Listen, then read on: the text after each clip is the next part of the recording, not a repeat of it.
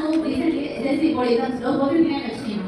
అయినా నేను బాధపడలేదు. ఎందుకంటే ఈసారి కాకుండా నెక్స్ట్ పాలిటెక్నిక్ అగ్రిఫైలో మంచి మార్క్స్ తెచ్చుకొని మంచి మార్క్స్ రాకపోయినా ఒకసారి ప్రయత్నించాలని నేను అనుకుంటున్నాను. పోస్ట్ పోన్ చేస్తా అయితే ఇక్కడికి వచ్చినాక ఏ వర్క్ అయినా టైం కట్ చేసిన ఎందుకంటే నేను ఏదైనా చేయాలంటే మా డాడీ చాలా ఎంకరేజ్ చేసింది. మా డాడీ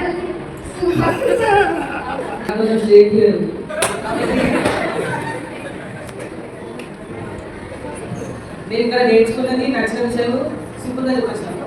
నేర్చుకున్న విషయం ఏంటంటే చదువు ఒక ప్రాముఖ్యత. ఇక్కడ చదువుకుంటే ఎంత గొప్పవాళ్ళం అవుతామో ఒక్కొక్క రియల్ స్టోరీ టైంలో మేము తెలుసుకున్నాను. చదువులో నేను ఏ పని చేయాలన్నా నాకు సంకల్పం ఉండేది కాదు. కానీ ఇప్పుడు ఇక్కడ అభయాలు వచ్చాక మాత్రం నాకు దృఢ సంకల్పం కలిగింది. చదువులో మీరు గమనించినట్టయితే డూ అనేది దృఢ సంకల్పం. అది లేకుండా పలికితే చావు అవుతుంది. అలాంటి పనులు నేర్చుకుంటారు. అలాగే కార్మిక ఇంకా చాలా పనులు నేర్చుకున్నారు. పేరెంట్స్ ఇంకా నచ్చిన విషయం ఏంటంటే నాకు ఇంట్లో వాళ్ళు ఎప్పుడు గుర్తొచ్చినా కానీ నేను అక్కడ చెట్టు దగ్గర వెళ్ళి కూర్చునేవాడిని. ప్రతి చెట్టు నన్ను ఏదో బలకరించినట్టు అనిపించేది. కానీ ఇక్కడ వచ్చినాక అన్నీ కూడా ఎన్నో పనులు నేర్చుకున్నాను. ఇప్పటి నుంచి మమ్మీకి హెల్ప్ చేశానని చెప్తూ థ్యాంక్ యూ సార్. క్యాంపస్ కాదు, ఇది నా సెకండ్ హోమ్. సార్ ఇంత దగ్గర చూడడం ఇదే ఫస్ట్ టైం. పక్కన నిల్చున్నా నా లైఫ్ ధన్యమైపోయింది. Thank you so much sir.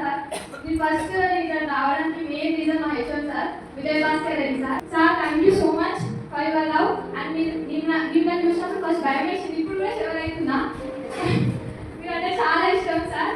కొంచెం భయం వేసింది. తర్వాత నన్ను నేను ఎలా మలుచుకోవాలి అని తెలుసుకున్నాను.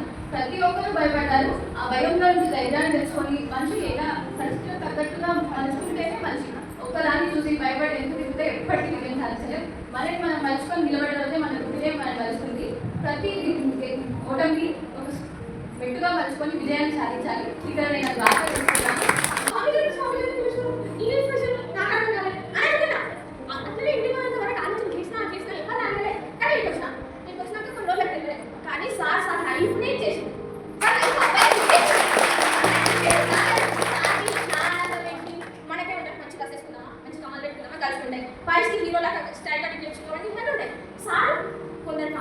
కొందరు ఆనందం పడుతుంటే చూసి సార్ ఆనందం పడతారు. అదే సార్